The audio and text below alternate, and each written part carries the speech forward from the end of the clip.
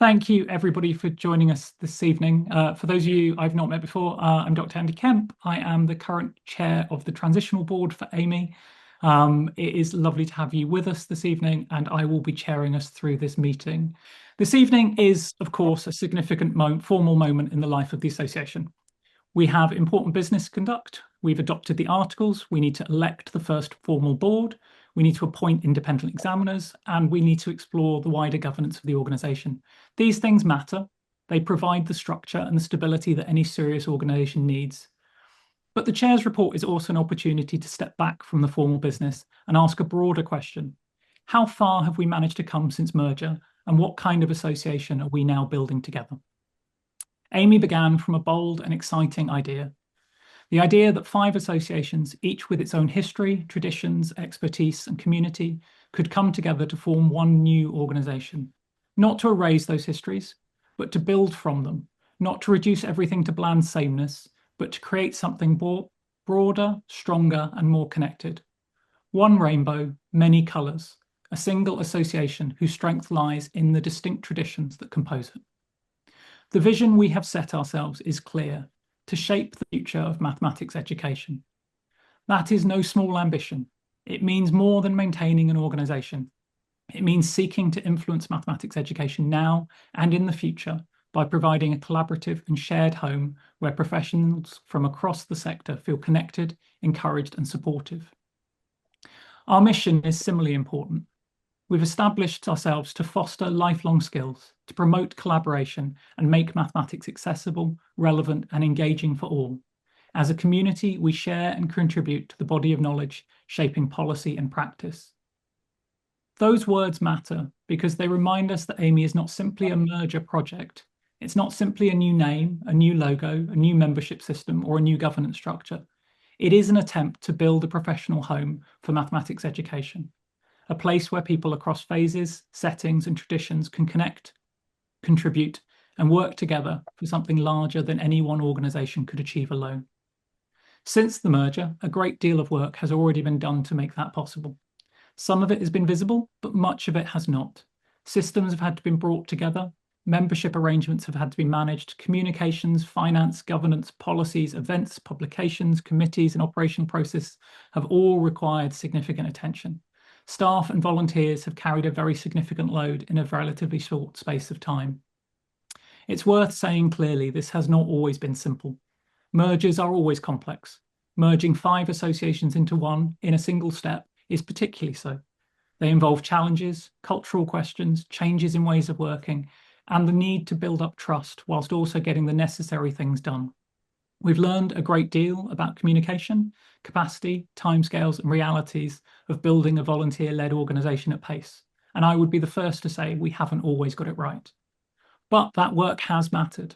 Governance does matter, systems do matter, structures matter, but they are not the heart of the story.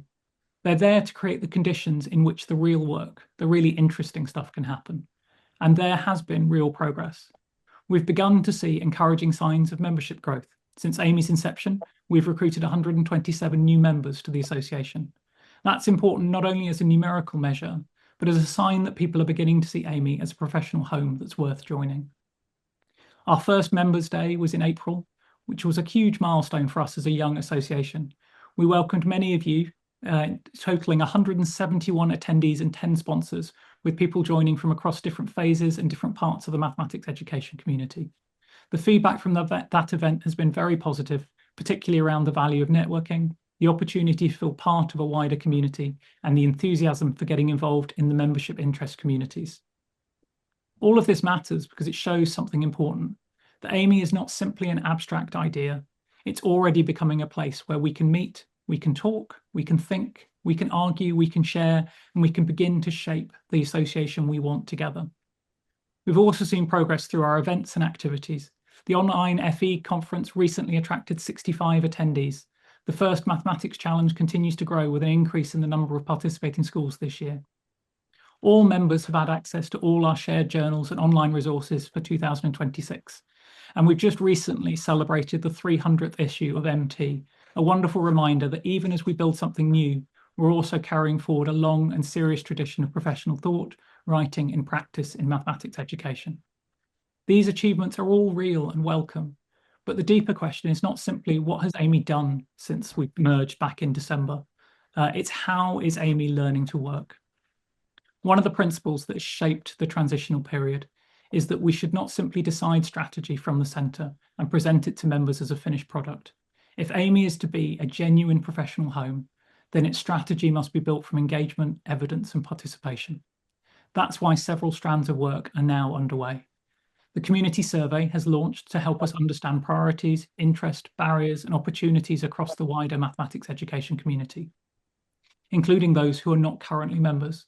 That matters because AMiE must not only serve those who already feel connected to the mathematics education associations, it must also understand why others do not yet feel that connection and what might happen to help them see AMiE as a relevant and valuable home.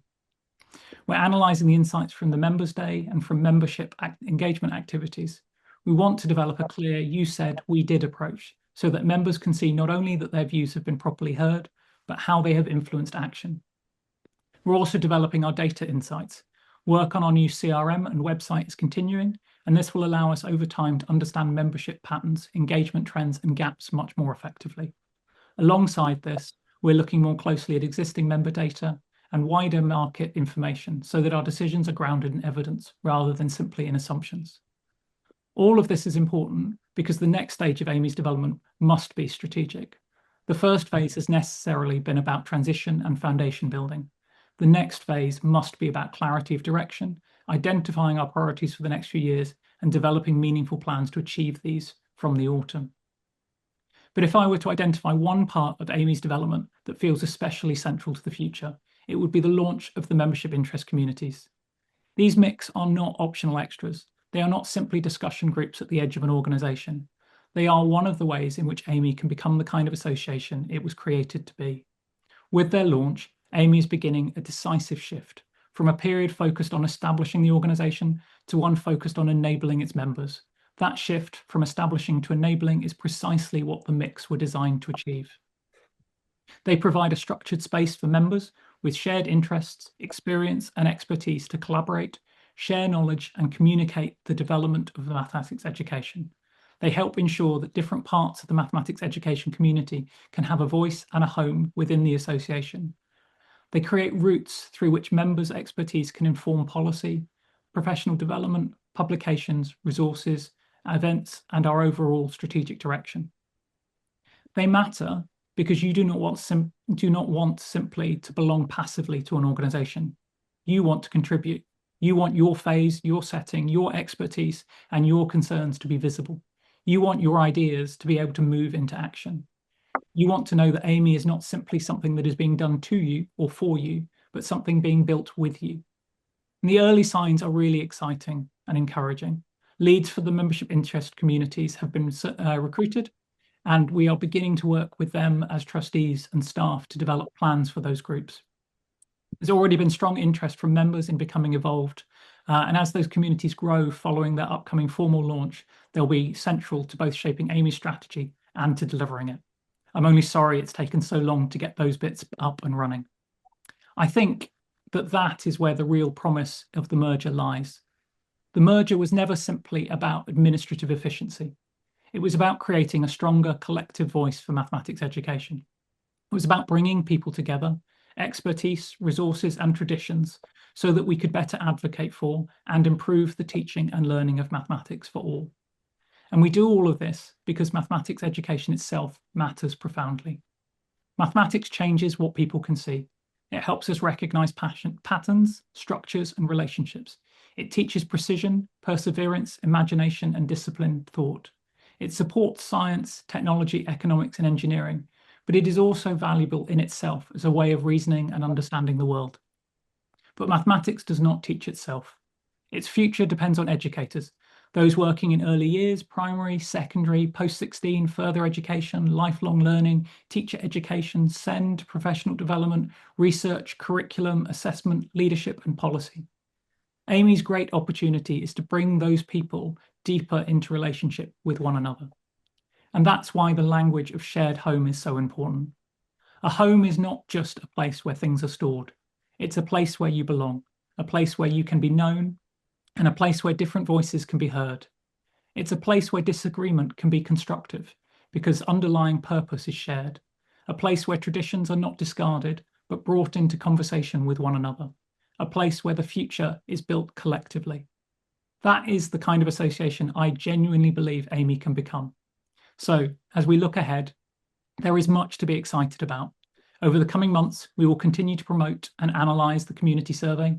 We will move forward with the CRM implementation. We'll draw together the insights from the Members' Day and the membership engagement work.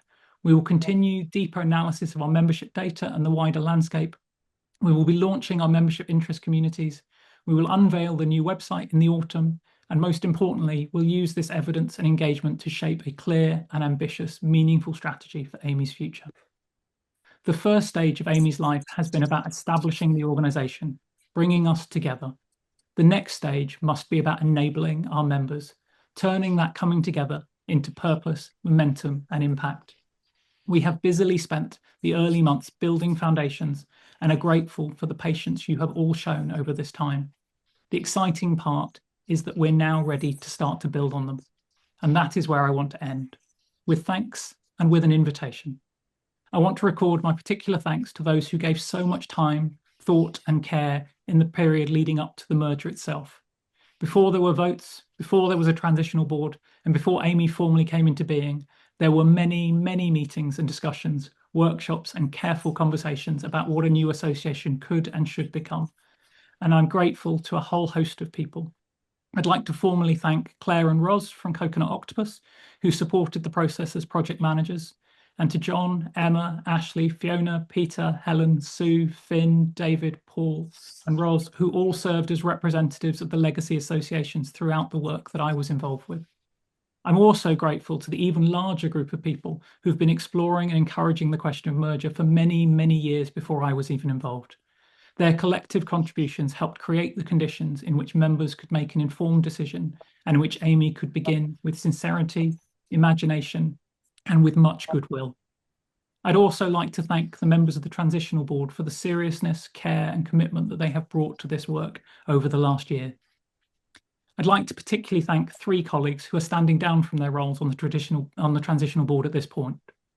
Paul's term as president comes to an end with this meeting, and we owe him our warm thanks for the distinction, generosity, and intellectual seriousness he's brought to that role, building on his service as the outgoing and final president of the MA, and his long-standing contribution to mathematics education more widely. I'd also like to thank Helen, who has served as AMiE's vice chair, having previously served as chair of the GC of the ATM. Helen has brought wisdom, steadiness, and a deep understanding of mathematics education community, alongside her commitment to ensure the importance of the legacy of the ATM has been considered at all stages of the merger. I also want to thank Sudeep, who has served as our treasurer, bringing to AMiE an experience and care that has really helped us and very much mirrored by the care he showed as treasurer of the MA before. Helen and Sudeep are both stepping down for personal commitment reasons, and we are very grateful indeed for all they have given through this demanding transitional period. Each of them has helped AMiE move from an aspiration into reality, and they leave with our sincere thanks and very best wishes. I'd also like to thank the staff team, who have carried an enormous amount through this demanding period of change. Thank you in particular to Sandy for her leadership, steadiness, and determination. Thank you to the volunteers, partners, committee members, and MIC leads, sponsors and members, and everybody else who's given their time and energy and thought into helping AMiE take its shape. And thank you to the associations whose histories and communities have made this new beginning possible. But the invitation is just as important as the thanks. AMiE will only become what it needs to be if you continue to shape it. Please take the time to respond to surveys, get involved in the membership interest communities, bring your ideas, your questions, your expertise, your challenge, your encouragement. Please help us build an association that is genuinely worth us all belonging to and genuinely capable of serving mathematics education well. The merger has created AMiE, but the work ahead will define it. And I'm excited, genuinely excited, for what we can now build together. Thank you very much.